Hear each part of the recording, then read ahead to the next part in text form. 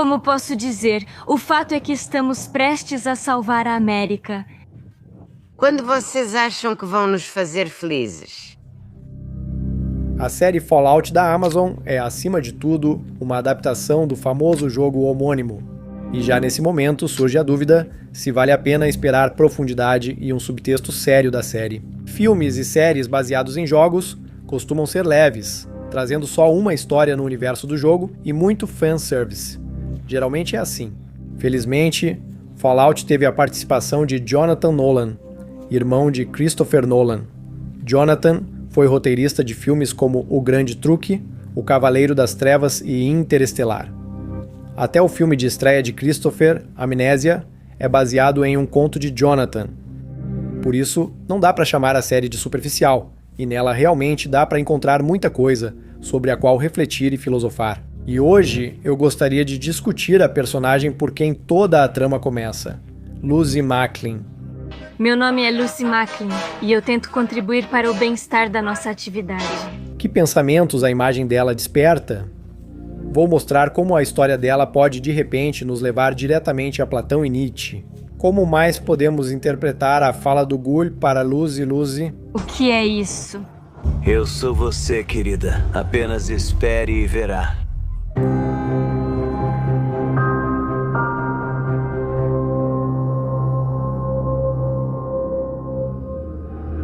A trama de Lucy Macklin é construída para funcionar em 3 níveis simultâneos. Como uma história humana comum, com motivações claras, um caminho de jogo familiar para fãs de Fallout e uma reflexão filosófica na trama.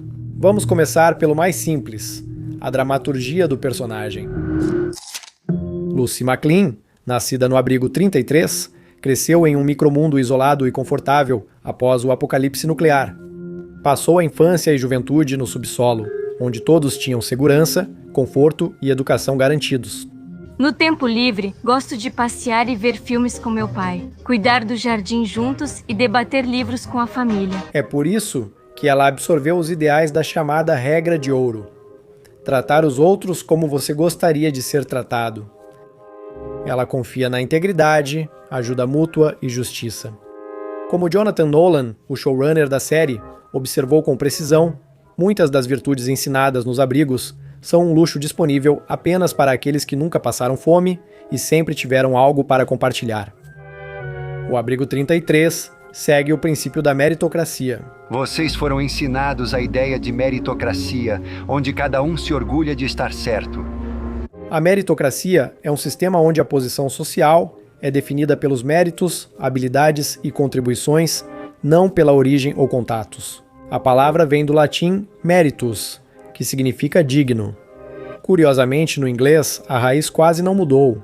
Merit significa mérito. Atrás de Lucy, vemos literalmente um cartaz com a inscrição According to the Merit, ou seja, de acordo com seus méritos. No começo da série, ela se prepara para um casamento arranjado com um jovem do abrigo vizinho, 32, chamado Monty. Estou me candidatando para o intercâmbio com o abrigo 32, realizado a cada 3 anos. O conselho do abrigo aprova rápido o casamento e nada indica problemas, mas já na noite de núpcias, a vida tranquila desmorona. O abrigo 33 é atacado e o pai dela sequestrado. Papai! Por isso, apesar do medo, ela decide deixar as paredes do seu lar para salvar o pai, e é aí que ela se depara com a dura realidade.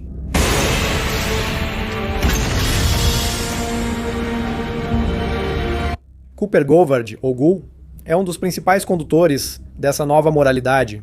O contraste entre os valores do mundo pós-apocalíptico e a visão de alguém criado em condições quase estéreis constrói toda a dramaturgia da personagem dela. Não quero te deixar triste, querida, mas você cresceu em um mundinho inventado. Nesse nível, a história de Lucy é um drama simples e compreensível para qualquer espectador, até para quem nunca jogou Fallout. Já para os fãs, surge uma segunda camada. O caminho de Lucy parece como se a série estivesse, passo a passo, reproduzindo a lógica do próprio jogo, porque tudo o que acontece lembra uma sequência de missões. Veja você mesmo. A missão principal é a busca pelo pai. Eu vou trazer meu pai de volta. missões secundárias, ir à cidade e falar com o comerciante. Estou justamente procurando uma criminosa. Você realmente veio do esconderijo? Entregar a cabeça do cientista. Se vocês me levarem até Moldaver... Fugir do cativeiro, onde Gula vende para tráfico de órgãos. Descobrir o que está acontecendo no Abrigo 4. Oi, decidi cumprimentar. Bem-vindo ao Abrigo 4. E sair de lá também, e assim por diante. Mas Fallout não se limita a isso. Para aqueles que gostam de buscar significados ocultos e se entregar a reflexões filosóficas, aqui também há muito de interessante.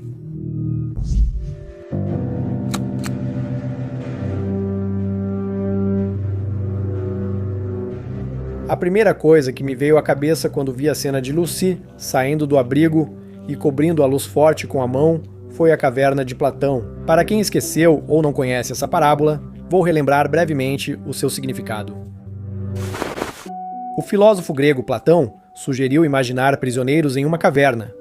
Eles estão acorrentados de costas para a entrada e não conseguem virar a cabeça para ver o que acontece lá fora, no mundo real. Às vezes, pessoas, animais e diferentes objetos passam na entrada da caverna, projetando sombras na parede diante dos olhos dos prisioneiros. Essas sombras são a única coisa que eles já viram. Por isso, eles as consideram a verdadeira realidade e constroem toda a sua compreensão do mundo exterior com base nessas sombras. Em determinado momento, um deles é libertado e levado para fora. A luz o cega, o mundo exterior parece assustador e desconhecido, mas aos poucos, seus olhos se acostumam e ele começa a ver as coisas como elas realmente são. Lucy Macklin, que sempre viveu em um bunker, representa uma versão moderna dessa parábola. Ela só conhecia o mundo exterior pelos livros e acreditava que tudo o que lhe diziam era a verdade, mas ao sair para fora, ela literalmente fica cega com a luz e se depara com o mundo real, percebendo aos poucos que tudo o que sabia antes eram apenas sombras na parede, tendo apenas uma relação distante com a verdade. Não quero te deixar triste, querida, mas você cresceu em um mundinho inventado. Eu sei. Para Platão, a parábola da caverna era uma crítica ao sensualismo, ou seja, a ideia de que o conhecimento nasce da experiência sensorial, do que vemos, ouvimos e sentimos. Platão dizia que os sentidos não revelam a verdade, só imagens distorcidas dela. Vemos apenas manifestações externas, sombras das coisas. No entanto, a parábola da caverna de Platão explica apenas o início do caminho. Mas o que acontece com a pessoa e sua moralidade depois que ela sai do bunker? É justamente nesse ponto que a filosofia de Platão inesperadamente dá lugar a Friedrich Nietzsche.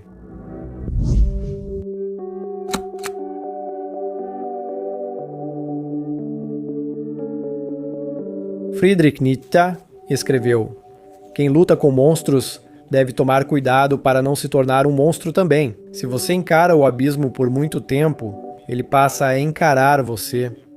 Essa é uma citação do livro de Friedrich Nietzsche, Além do Bem e do Mal.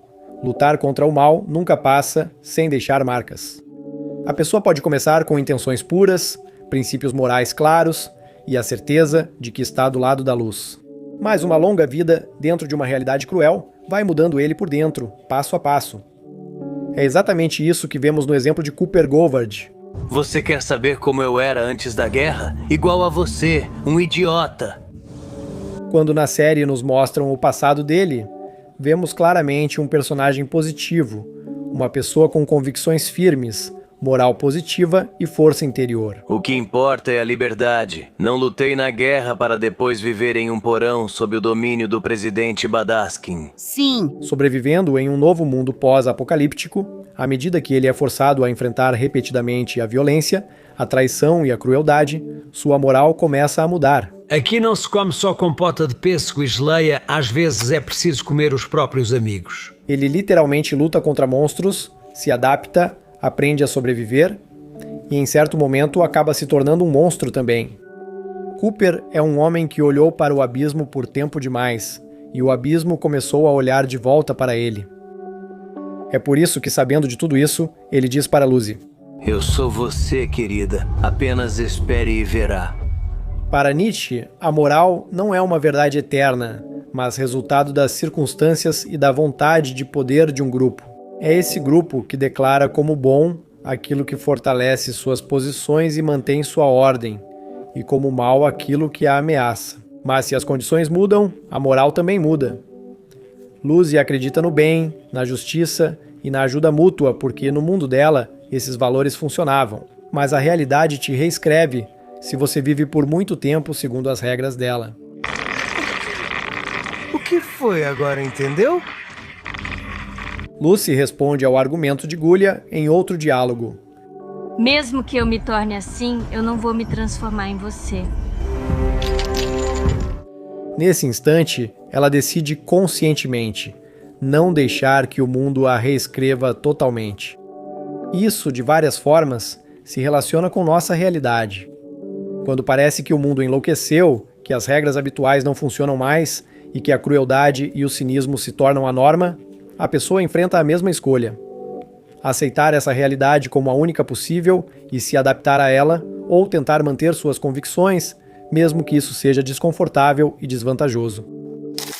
Se simplificarmos tudo ao máximo, toda a linha filosófica de Fallout se equilibra entre duas visões opostas de mundo, a platônica e a nietzscheana. Platão tem uma visão mais otimista da realidade. Ele diz: sim, você vive entre sombras e se engana, mas a verdade existe. Há um mundo autêntico, e a tarefa do ser humano é sair da caverna, superar as ilusões, a dor e gradualmente se aproximar da verdade. Nessa lógica, Lúcia é uma heroína platônica. Mas se Platão diz: você vê sombras, mas existe a verdade, então Nietzsche responde: você tem certeza de que a verdade não se tornará um abismo para você?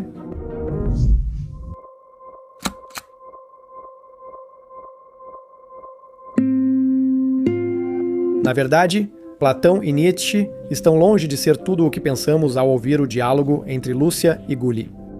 A frase "apenas espere" sugere uma analogia muito mais mundana, sobre o banal amadurecimento. E esse tema já diz respeito literalmente a cada um de nós. Se olharmos por esse ponto de vista, o bunker não é apenas um abrigo contra a radiação, mas uma metáfora para o lar, um espaço onde tudo já está decidido por você, onde existem regras, segurança, limites claros e a sensação de que o mundo, no geral, está organizado da maneira certa. Lucy, no começo da série, é uma criança vivendo em um mundo criado pelo pai. Ele a protege não só fisicamente, mas também moralmente de questões difíceis, de compromissos sujos, de entender como o mundo realmente é. Na infância, quase todos nós temos o que chamamos de moral preto no branco. O mundo se divide em bom e ruim, certo e errado. Parece que a justiça deveria funcionar, o bem deveria vencer. E se algo dá errado, então é porque alguém simplesmente quebrou as regras. Quando chega a hora de sair do bunker ou viver de forma independente, a maioria acredita saber como tudo funciona na vida. Nós vamos salvar a América. E quando exatamente vocês pensam em nos fazer felizes? Mas a realidade, muitas vezes, é bem diferente. Ela é contraditória, mais complexa e mais suja. Boas ações nem sempre são recompensadas, e más ações nem sempre são punidas. E como aquela regra de ouro se encaixa agora na sua cabecinha? É nesse momento que a visão preto e branco do mundo começa a rachar. Na psicologia, essa fase foi detalhada pelo psicólogo americano Erik Erikson, grande pesquisador do desenvolvimento da personalidade. Ele dizia que crescer é uma sucessão de crises de identidade. Cada etapa da vida coloca a pessoa diante de uma escolha. Ou ela reconstrói sua visão de si mesma e do mundo, ou fica presa em conceitos antigos que já não funcionam mais. E uma das crises de idade mais dolorosas é justamente o confronto com a realidade, que não corresponde ao que te ensinaram. Gul, nesse sentido, é um adulto que percorreu esse caminho até o fim. Não é à toa que ele tem mais de 200 anos. Comparado com Lucy, ele já é literalmente um velho, que há muito tempo está além dos limites do bunker. Ele sabe que o mundo não se divide entre o bem e o mal, mas entre mortos e sobreviventes. E quando ele diz para Lucy, você é eu, apenas espere. Ele quer dizer que crescer inevitavelmente leva à perda de ilusões e da antiga moralidade. Lucy, ao sair dos limites do bunker, enfrenta a crise de identidade mais difícil de sua vida, sobre a qual escreveu Erik Erikson. Ela passa por uma fase completa de amadurecimento, quando as antigas ideias sobre si mesma e sobre o mundo deixam de funcionar. Ela precisa literalmente se reconstruir do zero, já não se apoiando nas regras do abrigo, mas sob a pressão das condições externas. E é justamente de como ela vai passar por essa fase que depende quem ela vai se tornar no final. Uma habitante cínica das terras devastadas, como Gully, ou algo fundamentalmente diferente. Como vocês podem ver, Fallout parece ser apenas uma série de entretenimento baseada em um jogo, mas se quiser, você pode encontrar muitas ideias interessantes nela, desde conceitos filosóficos de Platão e Nietzsche, até o tema do amadurecimento e da crise de identidade de Erikson.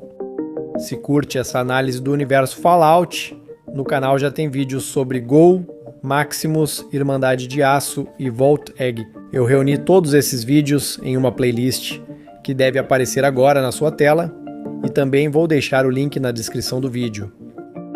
Ao preparar este episódio sobre a Lucy, acabei encontrando outro personagem importante, o pai dela, Hank McLean. Eu vou terminar o trabalho que você começou, e quando isso acontecer, você vai implorar para que eu te ajude. Eu já tenho ideias para uma análise separada desse personagem. Se esse vídeo será publicado, depende da sua participação.